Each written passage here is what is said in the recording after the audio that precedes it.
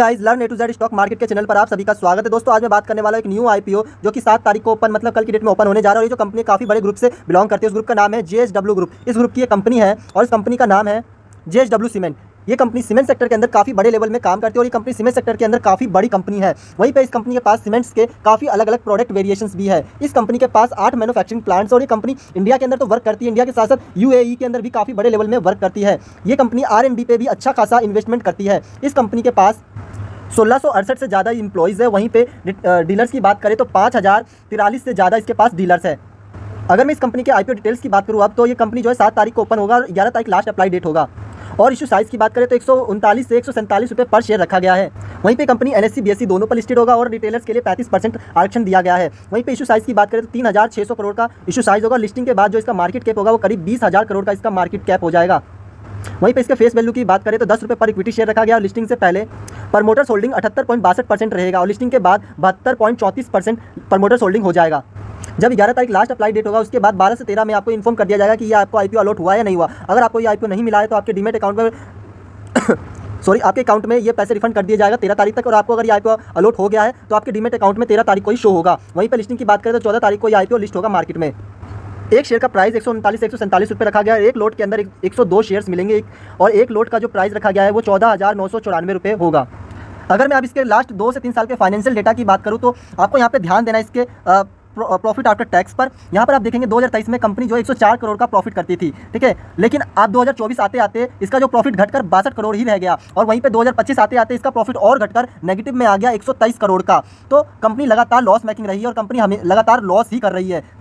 वहीं पे कंपनी के पास अच्छा खासा बोरिंग भी रखा हुआ है। कंपनी के पास इसके रिजर्व के मुकाबले बोरिंग काफ़ी ज़्यादा है। रिजर्व जहां 2025 में कंपनी के पास 1287 करोड़ के आसपास रिजर्व है, वहीं पे कंपनी के पास जो बोरिंग है 6166 करोड़ के आसपास बोरिंग है। तो देखा जाए तो कंपनी के पास बोरिंग लगभग 3 गुना से ज़्यादा, 2 से 3 गुना ज़्यादा कंपनी के पास बोरिंग रखा हुआ है, जो कि देखा जाए काफ़ी ज़्यादा बड़ा बोरिंग है कंपनी के पास। वहीं पे कंपनी लगातार लॉस भी कर रही है, कंपनी के पास इतना ज़्यादा बोरिंग भी है और कंपनी इनका इनकम देखो काफ़ी बड़ी कंपनी है। इतनी बड़ी कंपनी होने के बावजूद भी कंपनी लगातार लॉस कर रही है। वहीं पे कंपनी के पास बोरिंग भी अच्छा है, रिजर्व कम है और इतना ज़्यादा बोरिंग होना किसी भी कंपनी के लिए अच्छा नहीं होता और खासतौर पे इस कंपनी के लिए तो बिल्कुल भी नहीं। वहीं पे अगर मैं इस कंपनी के कुछ की फंडामेंटल्स की भी बात करूँ, कंपनी का जो ROE है वो आपको नेगेटिव में देखने को मिलेगा और कंपनी का ROCE 7% के आसपास देखने को मिलेगा, जो कि नॉर्मली ये 15% से, दोनों के दोनों 15% से ऊपर ही होने चाहिए। यहाँ पर आपको कंपनी का ROE नेगेटिव में जा रहा है और ROCE पॉजिटिव में है लेकिन काफ़ी कम है इसका, जो कि ये दिखा रहा है कि कंपनी अपने कैपिटल को यूज़ तो कर रही है लेकिन ठीक से उससे प्रॉफिट जनरेट नहीं कर पा रही है।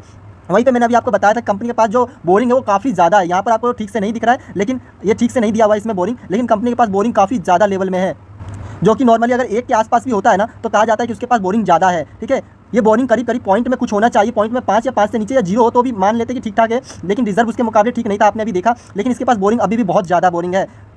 वहीं पे कंपनी का RONW रिटर्न ऑन नेटवर्थ ये भी आपका नेगेटिव में देखने को मिल रहा है, 4.85% के आसपास ये नेगेटिव में अभी भी है, जो कि ये दिखा रहा है कि कंपनी जो है ये शेयर होल्डर्स द्वारा जो इन्वेस्टमेंट किए गए अमाउंट है उनको वो सही से उससे भी सही से प्रॉफिट नहीं निकाल पा रही है। मतलब कंपनी का जो है RONW भी नेगेटिव में चला गया है। वहीं पर कंपनी का पेट मार्जिन देखा जाए, जो कि अभी मैंने आपको दिखाया था, कंपनी का जो प्रॉफिट आफ्टर टैक्स था वो भी नेगेटिव में था। तो पेट मार्जिन मतलब कंपनी जो प्रॉफिट है वो लगातार नेगेटिव में जा रहा है और वहीं पर कंपनी का पेट मार्जिन भी जिसकी वजह से नेगेटिव में 2.77% है। अगर मैं कंपनी के EBITDA मार्जिन की बात करूँ तो ये बस थोड़ी ठीक कंडीशन में, क्योंकि कंपनी का जो कोर बिजनेस वो सीमेंट सेक्टर के अंदर ही है और इसका जो कोर बिजनेस है वो थोड़ा सा ठीक है, ये सीमेंट सेक्टर के अंदर है, ठीक है, क्योंकि काफ़ी बड़े लेवल पे काम करती है और काफ़ी बड़ी कंपनी है, तो इसी वजह से इसका EBITDA मार्जिन काफ़ी ठीक ठाक आपको देखने को मिल रहा है। 13.78% के आसपास इसका EBITDA मार्जिन है, जो कि नॉर्मली 20% के आसपास होना चाहिए, इससे ऊपर होना चाहिए तो स्ट्रॉन्ग माना जाता है उसका कोर बिजनेस, लेकिन ये फिर भी 10% से ऊपर है। तो इसका मतलब ये है कि ठीक है इसका कोर बिजनेस मजबूत है, ठीक है, लेकिन ये कोर बिजनेस के बदौलत भी ये कंपनी अभी भी अच्छा खासा प्रॉफिट जनरेट नहीं कर पा रही है। वहीं पे प्राइस टू बुक वैल्यू भी देखा जाए तो अभी ये फेयर वैल्यू के आसपास चल रही है और फेयर वैल्यू से थोड़ा ऊपर है, फेयर वैल्यू के आसपास ही एक तरह से देखा जाए तो मान सकते हैं। वहीं पे कंपनी का EPS अर्निंग पर शेयर्स भी नेगेटिव में चला गया है, जो लिस्टिंग से पहले -1.31 है, लिस्टिंग के बाद -1.20 होगा, वो भी नेगेटिव में। तो ये भी कंपनी के लिए अच्छा नहीं है कि कंपनी हर अर्निंग पर हर शेयर पर कंपनी को लॉस हो रहा है 1 रुपये का। वहीं पे कंपनी का PE रेशियो भी देखोगे तो वो भी नेगेटिव में चला गया है, जो कि लिस्टिंग से पहले 112.61 के आसपास है PE रेशियो और लिस्टिंग के बाद 122.38 के आसपास इसका PE रेशियो है नेगेटिव में, जो कि ये भी कंपनी के लिए अच्छा नहीं है। तो ओवरऑल देखें तो कंपनी का जो बिजनेस है वो तो काफ़ी अच्छा है, कंपनी सीमेंट सेक्टर के अंदर काफ़ी बड़े लेवल पे और काफ़ी बड़ी कंपनी है, ये तो हमें पता है।